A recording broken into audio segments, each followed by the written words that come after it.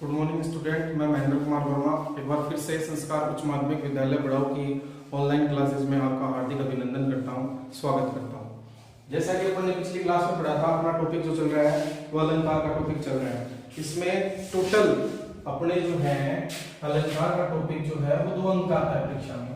और इसमें क्या होता है, कोई ना कोई एक उदाहरण दे देता है और उस उदाहरण में पूछ लेता है कि प्रस्तुत उदाहरण में कौन सा अलंकार का प्रयोग किया गया है और उसकी परिभाषा क्या है। परिभाषा कई बार नहीं पूछते तो सीधा ये पूछ लेते हैं प्रस्तुत उदाहरण में कौन सा अलंकार है। तो ये अपने को 2 नंबर का टॉपिक मिला है। अपन ने अभी तक 4 अलंकार पढ़ लिए। सबसे पहले अपन ने अनुप्रास अलंकार पढ़ा था, उसके बाद में अपन ने यमक अलंकार पढ़ा, उसके बाद में श्लेष अलंकार पढ़ा अपन ने, और उसके बाद में एक उपमा अलंकार पढ़ा। आज जो अपना अलंकार है 5वां अलंकार जो है, जिसका नाम क्या है, रूपक अलंकार। और रूपक अलंकार क्या होता है, जहां उपमेय में उपमान की संभावना, जहां उपमेय पर उपमान का,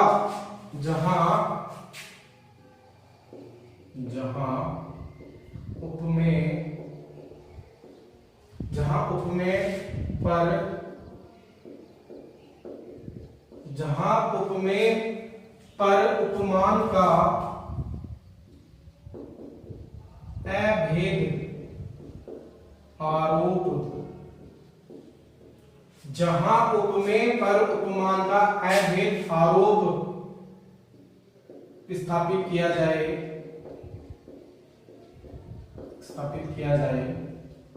या उपमेय व उपमान को एक ही मान लिया जाए,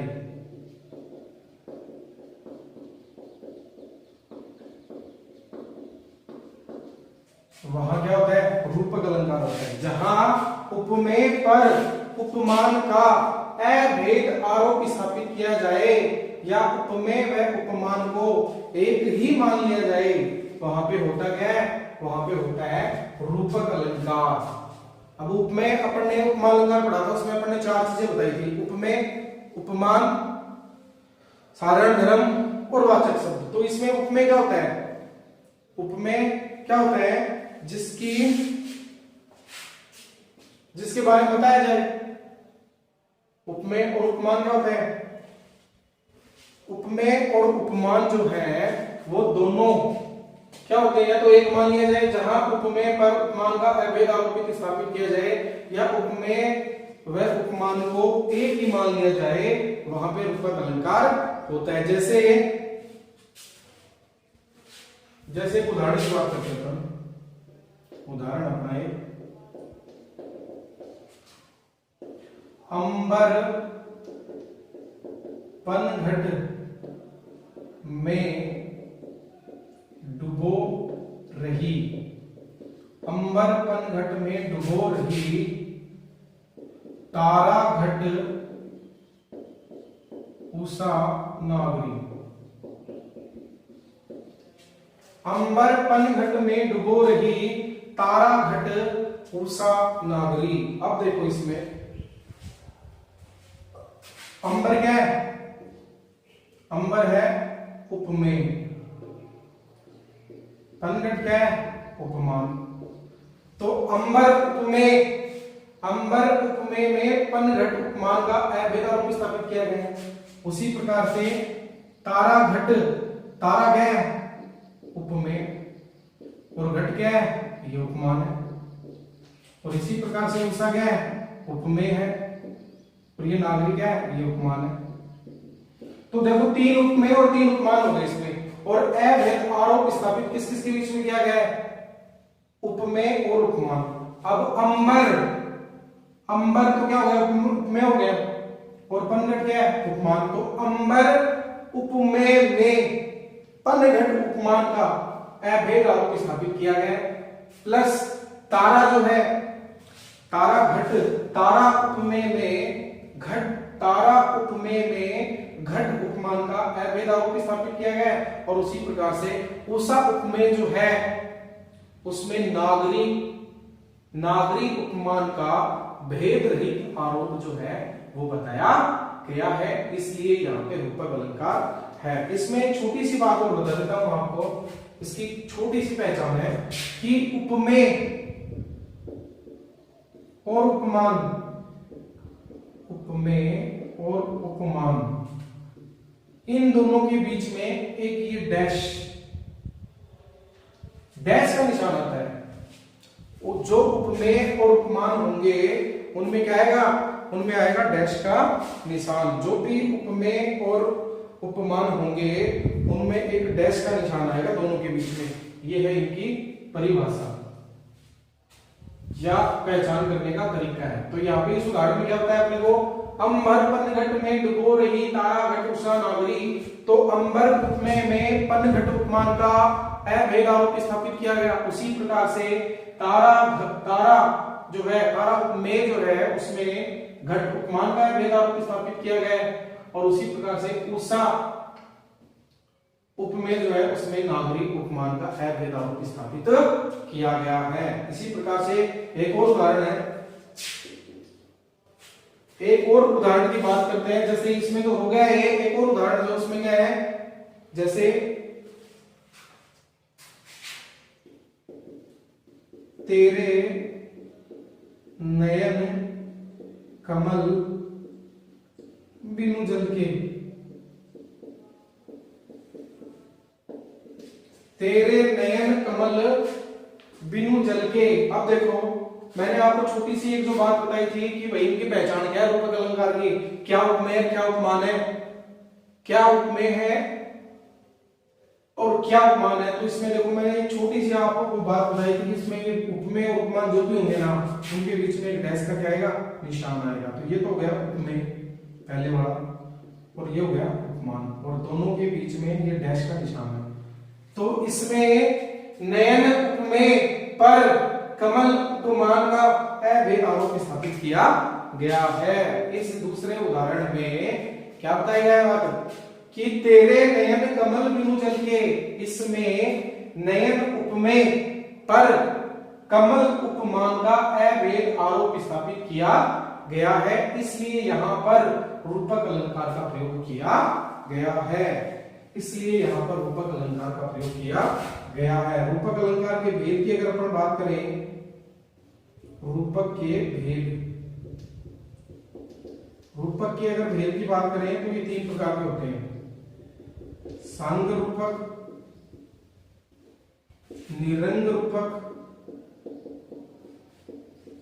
और तीसरा जो है परंपरित रूपक, परंपरित रूपक। तीन भेद होते हैं इसके, सांग रूपक, निरंग रूपक और परंपरित रूपक। लेकिन अपने परीक्षा में बोर्ड क्लास में 12वीं क्लास में ये जो जितने भी मैंने आपको अलंकार बताए उनके पार्ट जो है, उनके भेद जो है या उनके प्रकार जो है उनके बारे में ज्यादातर उदाहरण नहीं आते। डायरेक्ट जो अलंकार है उसी का उदाहरण पूछा जाता है, नहीं कि इन भेदों का।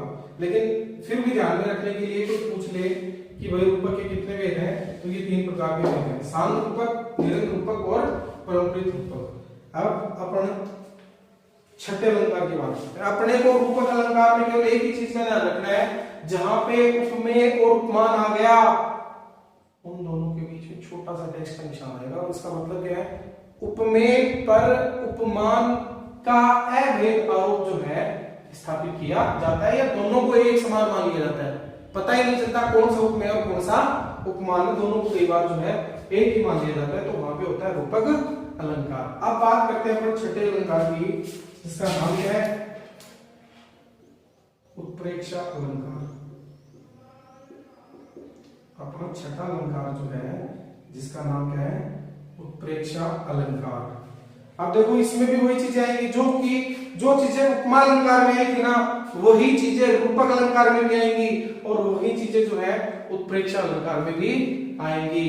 तो इसकी अगर अपन परिभाषा की बात करें तो इसमें तो क्या था, रूपक में क्या था परिभाषा में, जहां उपमेय पर उपमेय उपमान का अभेद आरोप स्थापित किया जाए या दोनों को एक जैसा ही मान लिया जाए, पता ही नहीं चले कि कौन सा उपमेय कौन सा उपमान है, तो वहां पे रूपक है। इसमें क्या होगा, जहां उपमेय में किसी उपमान की संभावना व्यक्त की जाती है, यहां पे तो मान लिया जाता है कि दोनों एक ही है, उपमेय भी और उपमान भी दोनों एक है। लेकिन यहाँ पे उपमेय में उपमान की संभावना व्यक्त की जाती है।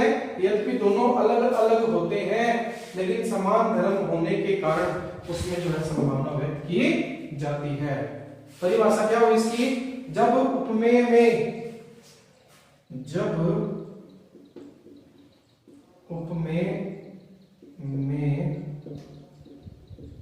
उपमान की संभावना व्यक्त की जाए, जब उपमेय में उपमान की संभावना व्यक्त की जाए, यद्यपि दोनों अलग अलग होते हैं लेकिन क्या बताया? जब उपमेय में उपमान की संभावना व्यक्त की जाती है, यद्यपि दोनों अलग अलग होते हैं, दोनों में भिन्नता होती है, लेकिन समान धर्म होने के कारण, समान धर्म होने के कारण संभावना व्यक्त की जाती है।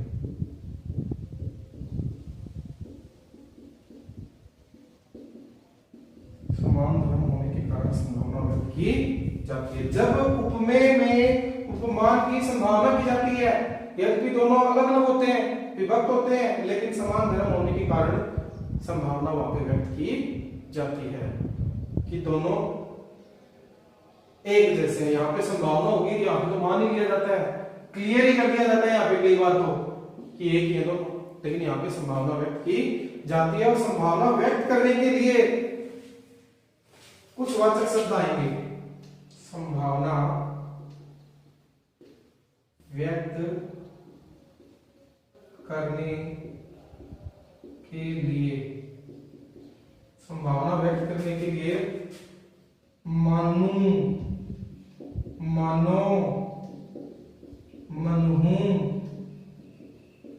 मनु, मानो, मनहू, जनू, जानो, जनहू। मनु, मानो, मनहू, जनू, जानो, जनहू। इसके अलावा ज्यों, जो नहीं है इसमें, ज्यों, यथा और तथा, ये वाचक शब्द है। मनु, मानो, मनहू, जनहू, जानो, जनू, जानो, जनहू, ज्यों, यथा और तथा, ये जो संभावना व्यक्त करने के लिए इन सभी वाचक शब्दों का क्या किया जाएगा? प्रयोग किया जाएगा। तो देखो इसमें तो सीधी सी बात है, इसमें वाचक शब्द नहीं आएगा, केवल अपने को इस डैश का ध्यान रखना है उपमेय और उपमान के बीच में, ठीक है। इसमें क्या होगा? इसमें वाचक शब्द आएगा जो भी उपमेय और उपमान है ना, जहां पे संभावना व्यक्त की जा रही है, संभावना व्यक्त की जाती है कि दोनों एक जैसे लेकिन होते अलग अलग है, समान गुण धर्म के स्थान होने पर उनमें ये संभावना व्यक्त की जाती है। ये चीजें आएंगी उपमेय और उपमान को अलग अलग दर्शाने के लिए, ये चीजें आएंगी। देखो इसमें सीधी सी बात क्या है, गैस करना पड़ेगा अपने को, मानना पड़ेगा, मानना कि, मानते हैं, गैस करते हैं, सपोज करते हैं, मान लो, ये जो अपन वर्ड बोलते हैं वो चीजें इसमें आएंगी। जैसे एक उदाहरण की बात करते हैं, उदाहरण की अगर अपन बात करते हैं तो सोहत, उदाहरण की अगर अपन बात करते हैं तो क्या आएगा? सोहत ओढ़े पीत पट, सोहत ओढ़े पीत पट, सोहत ओढ़े पीत पट श्याम सलोने गात, सोहत ओढ़े पीत पट श्याम सलोने गात, श्याम सलोने गात। सोहत ओढ़े पीत पट श्याम सलोने गात, मनहू नीलमणि सैल पर आतप पढ़ियो प्रभात, मनहू नीलमणि शैल पर आतप परियो प्रभात। सोहत ओढ़े पीत पट श्याम सलोने गात, मनहु नीलमणि शैल पर आतप पड़ियो प्रभात। अब इसमें देखो इसका अर्थ क्या हुआ, भगवान कृष्ण जो है उनके श्याम सलोने शरीर की सुंदरता का वर्णन है। उन्होंने अपने सुंदर श्याम सलोने शरीर पर, गात का मतलब क्या है, शरीर पर। सोहत का मतलब है शोभायमान लगना, ओढ़े का मतलब ओढ़ना, पीत का मतलब है पीला, पट का मतलब है वस्त्र, श्याम का मतलब श्री कृष्ण है, सलोने का मतलब सुंदर, और गात का मतलब है शरीर।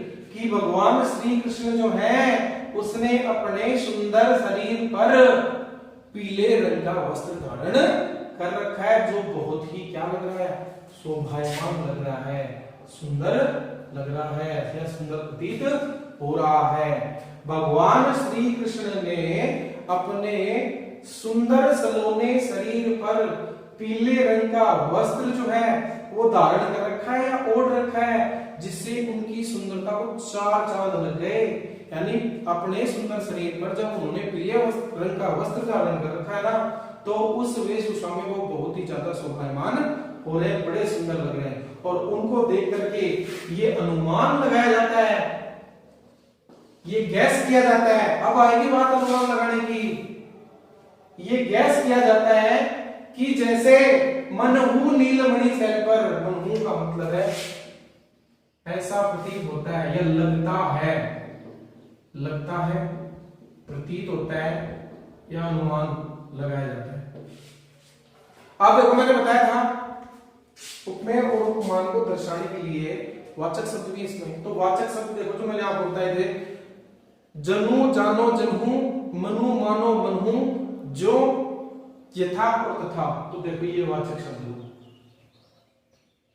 मनहु यानी मानो, मनु का मतलब है मानो, नीलमणि शैल पर, ये पर्वत का नाम है, शैल का मतलब पर्वत पहाड़, मानो नीलमणि नाम के पहाड़ पर आतप पड़ियो प्रभात। आतप, प्रभात का मतलब क्या है, प्रातःकाल, प्रयोग का मतलब पढ़ना, और आतप का मतलब है धूप, धूप या सूर्य की किरणें। सूर्य की किरणें भी धूप देने में काम करती हैं।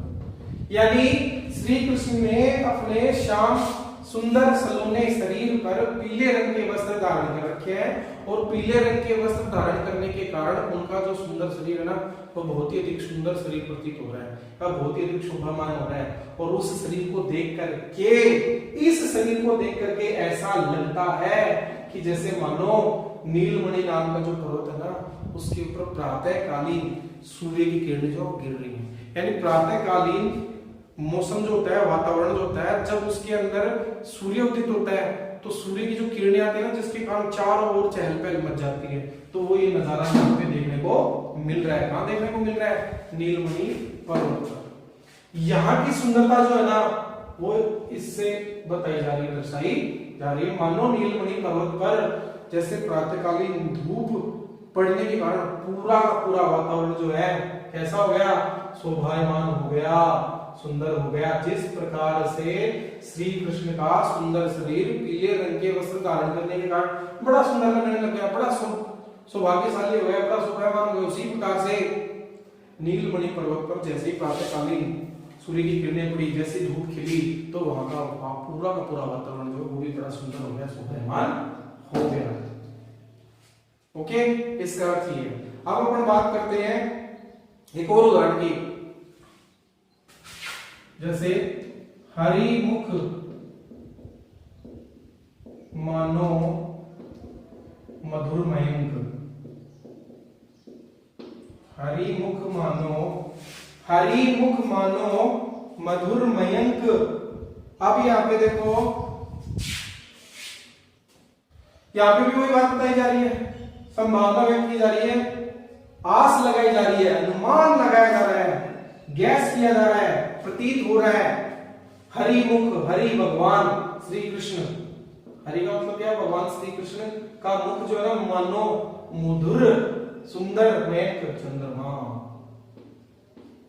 कि भगवान श्री कृष्ण का मुख जो है ना ऐसा लग रहा है जैसे बहुत ही सुंदर चंद्रमा जो है वो चमक रहा हो। जिस प्रकार से चंद्रमा चमकते हुए बहुत ही मधुर सुंदर प्रतीत होता है ना, उसी प्रकार से हरि का मुख जो है ना वो भी चंद्रमा के समान चमकता हुआ प्रतीत हो रहा है। संभावना की जा रही है, गैस किया जा रहा है, अनुमान लगाया जा रहा है कि हरि मुख जो है ना भगवान श्री कृष्ण का मुख जो है ना किसके समान लग रहा है? सुंदर खिलने वाले चंद्रमा के समान लग रहा है। अब देखो उत्प्रेक्षा अलंकार के भेदों की बात की जाए तो इसके 3 भेद हैं। उत्प्रेक्षा अलंकार के भेदों की बात की जाए तो इसके भी 3 भेद हैं। पहला वस्तुत्प्रेक्षा, दूसरा हेतुत्प्रेक्षा और तीसरा जो है फलोत्प्रेक्षा। 3 भेद इसके, वस्तुत्प्रेक्षा, हेतुत्प्रेक्षा और फलोत्प्रेक्षा। अब देखो ये उदाहरण पूछेंगे तो है नहीं, लेकिन आपको ये नाम याद रहने चाहिए कि उत्प्रेक्षा अलंकार जो उसके कितने भेद हैं। जिस प्रकार से मैंने यमक अलंकार के आपको भेद बताए थे, सांग रूपक, निरंग रूपक और परम्परिक, उसी प्रकार से इसके भी 3 भेद हैं, वस्तुत्प्रेक्षा, हेतुत्प्रेक्षा, फलोत्प्रेक्षा। वस्तुत्प्रेक्षा जो है उसमें क्या होता है? किसी एक वस्तु में किसी दूसरी वस्तु की क्या की जाती है? संभावना व्यक्त की जाती है। वस्तुत्प्रेक्षा में किसी एक वस्तु की किसी दूसरी वस्तु में क्या व्यक्त की जाती है? संभावना व्यक्त की जाती है। उसी प्रकार हेतुत्प्रेक्षा में क्या होता है? उसी प्रकार हेतुत्प्रेक्षा जो है उसमें क्या होता है? अहेतु में हेतु की संभावना की जाती है। और इसी प्रकार से फलोत्प्रेक्षा में क्या होता है? अफल में फल की संभावना व्यक्त की जाती है, और इसमें अहेतु में हेतु की संभावना व्यक्त की जाती है, और इसमें एक वस्तु की किसी दूसरी वस्तु में संभावना व्यक्त की जाती है। ये है अपना छठा अलंकार जिसका नाम है उत्प्रेक्षा अलंकार। अब अगर बात करते हैं अपन 7वां जो है अपना उदाहरण अलंकार है। 7वां अलंकार जो है जिसका नाम क्या है? उदाहरण अलंकार। बहुत ही सरल है ये जो अलंकार है, ये बड़ा ही सरल है क्योंकि इसका नाम ही क्या है? उदाहरण अलंकार है। उदाहरण किसी बात को समझाने के लिए जब किसी दूसरी बात को बताया जाए तो वहां पे क्या होगा? उदाहरण अलंकार होगा। जहां एक बात कहकर उसके उदाहरण के रूप में जब दूसरी बात की जाए, यानी पहली बात को क्लियर करने के लिए, पहली बात को समझाने के लिए दूसरी बात बताई जाए, वहां पे क्या होता है? उदाहरण अलंकार होता है। जब या जहां एक बात को कहकर उसके पक्ष में दूसरी बात की जाए, जहां एक बात कहकर उसके पक्ष में दूसरी बात कही जाए,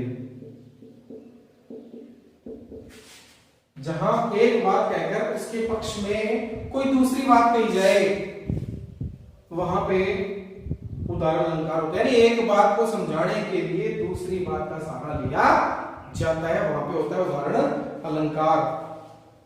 और इसमें वाचक शब्द भी होते हैं 3 वाचक शब्द, यानी एक बात को समझाने के लिए जब दूसरी बात का सहारा लिया जाता है तो उस दूसरी बात को कौन से वाचक शब्दों के साथ जोड़ा जाता है? जैसे, ज्यों और मिस, ये वाचक शब्द होते हैं। जैसे, ज्यों और मिस, इन 3 बातों का जो है ध्यान रखा जाता है। उदाहरण अलंकार की बात करते हैं तो इसकी परिभाषा क्या होती है? जब किसी एक बात को समझाने के लिए या एक बात को कहकर उस बात को प्रूव करने के लिए, उसको सही सार्थक साबित करने के लिए दूसरी बात का सहारा लिया जाता है, तो वहां पे क्या होता है? उदाहरण अलंकार होता है। और जो दूसरी बात होती है वो दूसरी बात ज्यों, जैसे और मिस, इन तीन वाचक शब्दों से जुड़ी हुई होती है। ये उपमावाचक शब्द होते हैं, तीनों इनसे जुड़ी होती है। वहां पे क्या होता है, उदाहरण अलंकार होता है। जैसे उदाहरण की बात करें, निक्की पे फीकी लगे, निक्की पे फीकी लगे बिन अवसर की बात,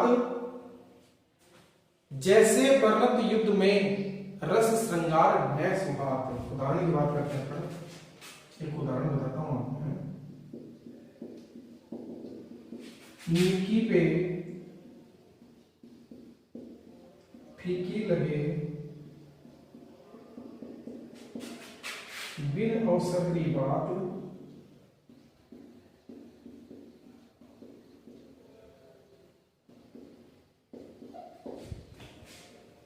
निकी पे फीकी लगे बिन अवसर की बात, जैसे बरनत युद्ध में रस श्रृंगार न सुहात। निकी पे फीकी लगे बिना अवसर की बात, जैसे बरनत युद्ध में रस श्रृंगार न सुहात। इसका मतलब क्या हुआ कि कभी कभी निकी नेक बातें यानी अच्छी बातें, फीकी का मतलब अच्छी नहीं लगती हैं। कब अच्छी नहीं लगती हैं? जब वो सही मौके पर, जब वो सही मौके पर या सही समय पर नहीं बताई जाए। जैसे अपन किसी को पाठ पढ़ा रहे हैं कि कुछ चीज समझा रहे हैं, उसका ध्यान ही नहीं है, तो क्या उस चीजों को समझ पाएगा? अपन उसके लिए बहुत इंपॉर्टेंट चीजें लाए हैं, उसको बहुत सारी बातें, अच्छी बातें बताने के लिए उसको लेकर के बैठा है, लेकिन उसका ध्यान ही नहीं, तो वो क्या काम आएंगे इतनी बातें बताएंगे। तो निकी पे फीकी लगे, कभी कभी अच्छी बात भी बेकार लगती है। कब? जब वो बिना किसी सही मौके के या सही समय पर कही जाए। जब कोई अच्छी बात होती है और उसी अच्छी बात को कहने के लिए सही टाइम और सही मौका नहीं दिखा जाए, तो वो बात भी कभी कभी क्या लगती है, अच्छी नहीं लगती है। जिस प्रकार से अब इस बात की ऊपर वाली लाइन की सार्थकता सिद्ध करने के लिए, ऊपर वाली लाइन जो है, इस लाइन की सार्थकता सिद्ध करने के लिए अपन ने क्या किया, दूसरी लाइन का सहारा लिया।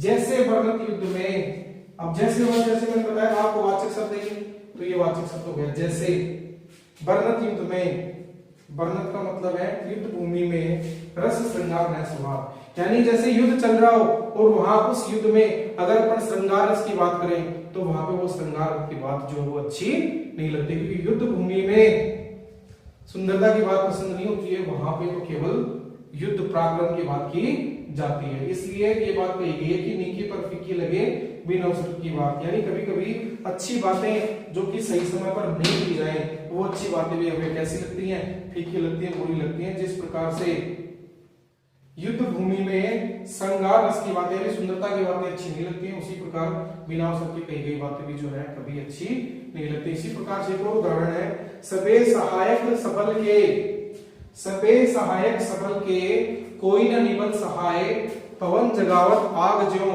दीप ही देख बुझाए। तो इस उदाहरण में क्या बात बताई गई है, सबे सहायक सबल के, कि जो सबल व्यक्ति होता है, जो समर्थ व्यक्ति होता है, जिसके पास पैसे की कोई कमी नहीं होती है, उस व्यक्ति की सहायता करने वाले बहुत सारे लोग होते हैं। कोई न निबल सहाय, लेकिन जो निर्बल होता है, जो कमजोर होता है, उसकी सहायता कोई नहीं करता है। यानी इस दुनिया में, इस जहान में, इस संसार में जो सबल है, जो समर्थ पुरुष है, जो समर्थ व्यक्ति है, उसकी सहायता करने वाले तो बहुत सारे लोग हैं, लेकिन कोई निर्बल व्यक्ति है, उसकी सहायता करने वाला कोई नहीं है। जिस प्रकार से इस बात की सार्थकता कैसे है, पवन जगावत आग ज्यों दीप ही देत बुझाए। जिस प्रकार से आग का काम क्या है, आग क्या करती है, हवा जो है वो क्या करती है, आग को बढ़ाने का काम करती है, और दूसरी तरफ वही हवा जो है दीपक को क्या करती है, बुझाने का काम भी करती है। तो इस प्रकार से अपन ने आज 3 अलंकार पढ़ लिए, रूपक अलंकार, उत्प्रेक्षा अलंकार और तीसरा 7वां जो अपना उदाहरण अलंकार। आशा है आप सभी को ये अलंकार पसंद आएंगे, समझ में आएंगे। अगली क्लास में फिर मिलते हैं, तब तक के लिए घर पर रहें, सुरक्षित रहें। Thank you.